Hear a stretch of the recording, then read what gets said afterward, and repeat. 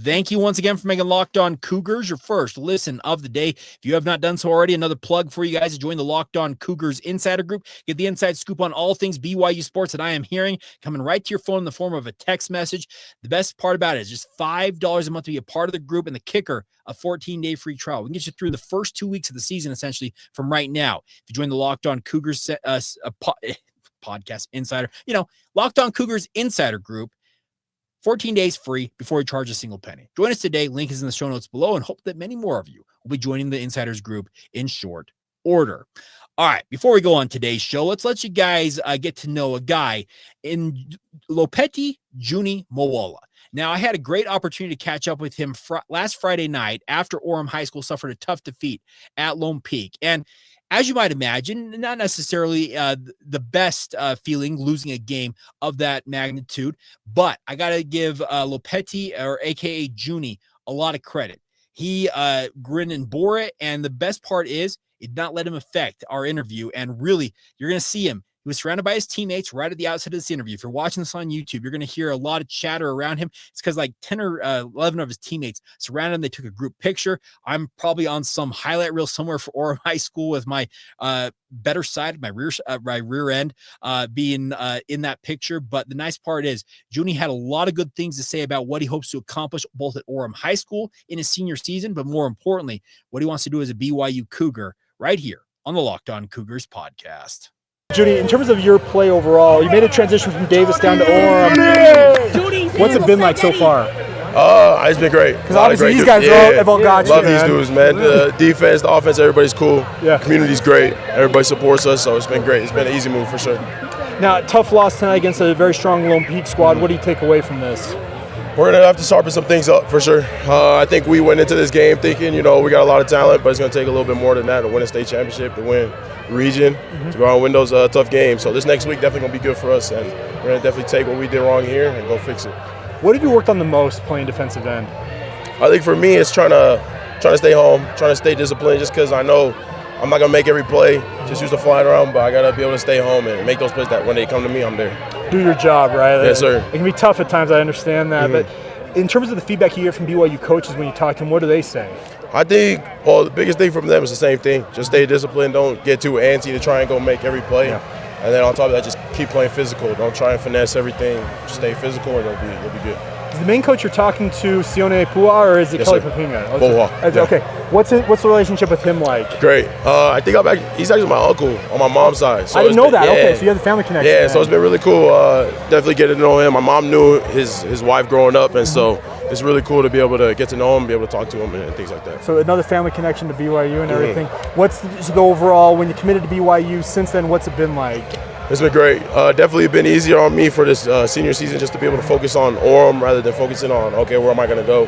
Just being able to focus here and be able to look forward to it for sure. And going against Bot today and be able to play alongside Kawe as well, it's been great. Do you talk to guys like Bot all the time? Like, did you communicate ahead of a game like this? I try to talk to him. Throughout the game we was talking, patting each other on the back. Yeah. But I'm definitely looking forward to playing alongside him rather than against him. Now, how excited you have a guy like Kawe come back eventually? Oh, we're looking forward to it. I mean, our offense is great as it is. Our defense is great as it is. But when he comes, he picks it up to another level, and so it's definitely good for us. Now, in terms of like Kalani Satake, I'm sure you have a relationship with him.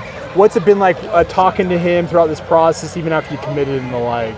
I think it's been good. It's kind of like, again, another family connection. So it's been good. Just being able to talk to him, open with him. And everything's been great. It's more of like a uncle connection again rather than a coach or a player. What sold you on BYU in the end? For me, it was the feeling we kept getting every time we went over there. It was just that spirit was so strong over there. Coaches are great. And I mean, they may not have all the money in the world and all things like that, but it's a great program for me and also my family as well. What do you make of their prospects this season looking from afar? We good. We looking good, man. I'm definitely looking forward to playing alongside some of the best dudes in the state. So it's definitely going to be fun when we get to that point. What's your mindset as you go through the senior season? Is it just to focus on the here and now? Yeah. I think for me, I've been looking forward to this senior season so much that I kind of, I missed out on a couple of things. There's a couple of things where I was like, man, I wish I would have enjoyed that a little bit more. So I'm definitely going to try and soak in every moment I got. Whether it's a win or a loss, I'm going to be able to enjoy that just playing alongside my brothers one more time. There you have it, Lopeti Moala. A big thank you to him for taking the time, and I'm excited to see this young man play for the BYU Cougars. I love his size. I love his ability. He can slot inside or outside at the high school level. We'll see where he ultimately develops. You heard him talk about the fact he's being recruited by Sione Puha, who is BYU's defensive tackles coach. That probably gives you a little bit of an indication of where he's probably going to play at the next level. But I'm telling you, his technical ability, he went head-to-head with Batmu Latalo, who we talked to with yesterday on the podcast. They had some pretty darn good battles out there on the gridiron. The nice part about Juni, you can hear that he has got a lot of conviction about his game, but also a lot of conviction about what BYU means to him and why he ultimately picked the BYU Cougars for his college destination. So once again, a big thank you to Juni for taking the time to join us here on the podcast. All right, final note before we go on today's show is if you did not see this Saturday night, you missed out on an absolutely electric performance. Now, talking about Ryder Lyons, and we talked about him yesterday on the podcast, but if you missed Rob Larson's performance, well, those of you watching on YouTube are going to get a treat right now because I'm going to play his little highlight reel from what he showed against the Grant Union, what are they, the Pacers, in Folsom's win, which was an absolute demolition. But the thing about Rob Larson in this game, he was a breakout star.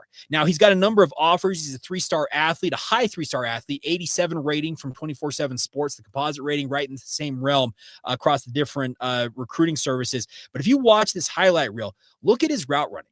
Look at his toughness, but more importantly, look at his ability to absolutely just abuse opposing defensive backs. He made life absolutely miserable for these kids at Grant Union. And those of you thinking that Grant Union might be a scrub, no, this Grant Union squad from Sacramento won a state title last year in California. Crazy, crazy scenes. And I know Ryder Lyons had 400 yards, 5 total touchdowns, but Rob Larson, he was absolutely electric in his own right. And BYU rewarded him with an offer yesterday. He is a member of the 2027 recruiting class. So in theory, if he were to pick the BYU Cougars, he'd actually be coming to BYU at the same time Ryder Lyons would be enrolling because Ryder plans on going on a mission for the Church of Jesus Christ of Latter-day Saints, then enrolling for BYU in time for the 2027 season. So this combo of watching it on YouTube, and you can go find it, look at his huddle highlights, watch him play. He is a guy that I think is absolutely electric when he has the ball in his hands, but more importantly than that, showed a lot of technical ability. As I said, the route running, the toughness, everything that a coach like Fesi Satake, who is a pretty darn good evaluator of talent, because Fesi is, brought in some pretty high-level wide receivers to BYU over the years and continues to do so. But the nice part is you like to see guys take advantage of being able to play on the biggest stages possible, and a guy like Rob Larson absolutely did that in spades on Saturday night and earned himself a pretty big commitment from BYU. So really, really cool to see that. And congratulations to Rob Larson on his big showing on national television. That is absolutely electric to see a guy like that, as I mentioned, take advantage of the stage being given to him on ESPN. And as much as they're mentioning Ryder Lyons, they're mentioning the name Rob Larson right alongside it. That is really cool to see, and we'll see where it takes a guy like Rob Larson if BYU ultimately is where he wants to end up, because as I mentioned, he's got a number of other offers. Looking at it, his offer sheet's got the likes of Arizona State, Cal, Colorado State, and Nevada, but BYU's right there in the mix, and I think a performance like that on national television, I'll just put it this way, BYU's not going to be the only program who took note of what he did for Folsom and likely will be inquiring about his services in the near future. All right, that is going to do it for today's edition of the podcast. It feels so good to be in game week, everybody. Having an absolute blast. Hope you guys are enjoying it as well. Excited for Saturday night. We'll have full coverage for you guys in the lead up to that game. And as always, thank you for all of your support of the podcast. Want to remind you guys to make sure you make your second listen the Portal Show. Brian Smith has the latest rumors, portal entries, and signings across college football. And the best part about it is you become the most informed fan of the rapid changes in the college football landscape. You can find the Portal Podcast on YouTube or wherever you get your podcasts, just like this one. As always, thank you once again for making Locked On Cougars your first listen of the day, and come back tomorrow and be an everydayer right here on the Locked On Cougars podcast.